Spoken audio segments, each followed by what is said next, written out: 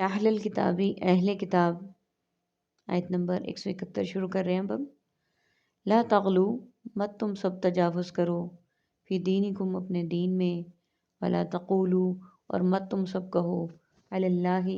اللہ کے بارے میں، الا الحق مگر حق، انما حقیقت میں، المسیح مسیح، عیسیٰ ابن مریم عیسیٰ بن مریم،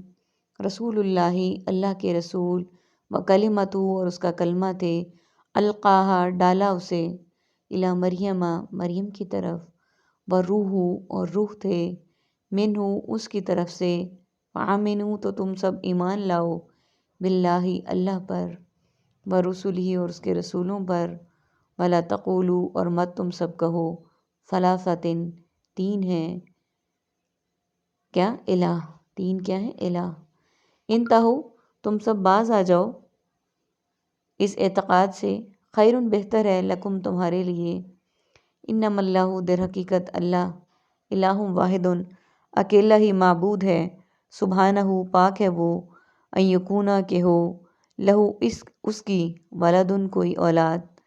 لہو اسی کا ہے، ما فی السماواتی جو کچھ آسمانوں میں ہے، وما فی الارض اور جو کچھ زمین میں ہے، وکفا اور کافی ہے، باللہ اللہ تعالی، وکیلاً بطور کارساز۔ میننگز دیکھ لیجئے، تغلو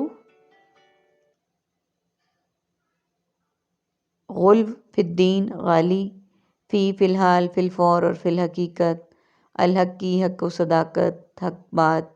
المسیح مسیح قوم، مسیحت مسیح برادری، کلمت کلمہ کلام تکیہ کلام، القاہا دل میں القا کرنا القا و الہام، روح روح روحانی فائدے اور روحانی سکون، فامنو امن ایمان اور مومن، ثلاثۃ مثلث تثلیث اور ثالث، الہ الہ حقیقی کلام الہی، واحد واحد راستہ واحد شکل وحدت امت، سبحانہ تسبیح تسبیحات، الارضی ارض و سما، کرۂ ارض اور اراضی، وکیلاً وکیل صفائی اور وکالت، انتہو باز آ جاؤ تم، عربک کا ورڈز ہمارا پورے پیج پہ صرف ایک ہے۔ اب آیت نمبر 171 میں اللہ تعالیٰ جل شانہ کیا فرما رہے ہیں کہ اہل کتاب، یعنی پھر اہل کتاب کو مخاطب کیا گیا ہے، مراد عیسائی ہیں، کہ حد سے تجاوز مت کرو، کس چیز میں؟ اپنے دین میں، اور مت کہو اللہ کے بارے میں سوائے حق، یعنی دین میں حد سے تجاوز کرنے سے ان کو منع کر دیا گیا۔ عیسائی حضرت عیسیٰ علیہ السلام کو اللہ کا بیٹا کہتے، ان پہ چڑھاوے چڑھاتے اور ان کو اتنا زیادہ ان کو برتری دیتے کہ اللہ تعالیٰ سے بھی برتر سمجھتے۔ تو یہاں پہ مخاطب کر کے کہا گیا ہے کہ تم حد سے تجاوز نہ کرو اپنے دین میں، اور آج ہم مسلمان بھی، ہمارے میں بھی یہ عقیدہ موجود ہے کہ ہم ضرور کرتے ہیں اس طرح کی بات کہ بعض نعتوں میں اور بعض چیزوں میں نبی صلی اللہ علیہ وآلہ وسلم کا مرتبہ ہم اللہ کے قائم مقام یا اللہ سے اونچا نعوذ باللہ کچھ کرتے ہیں۔ ہمیں اس بات کا خیال رکھنا چاہیے، اور کچھ اللہ کے اولیاء کو بھی مشکل کشا سمجھتے ہیں، ان سے مدد مانگتے ہیں، تو اللہ تعالیٰ ہے، ہمیں اللہ تعالیٰ کو اس کے مقام پہ رکھنا چاہیے، اور باقیوں کو بے شک وہ اللہ کے نیک بندے ہیں، رسول ہیں، انبیاء ہیں، سب برحق ہیں، لیکن اللہ تعالیٰ کی قائم مقام کوئی بھی نہیں ہو سکتا نہ اس سے بڑھ کے۔ تو یہاں پہ اللہ تعالیٰ نے واضح فرما دیا کہ حد سے تجاوز مت کرو اپنے دین میں، اور مت کہو اللہ کے بارے میں سوائے حق، یعنی صرف سچ کہو جو اللہ کے بارے میں ہے، جو اللہ کے شایان شان ہے، صرف وہ کہو۔ حقیقت میں مسیح عیسیٰ ابن مریم اللہ کے رسول ہیں،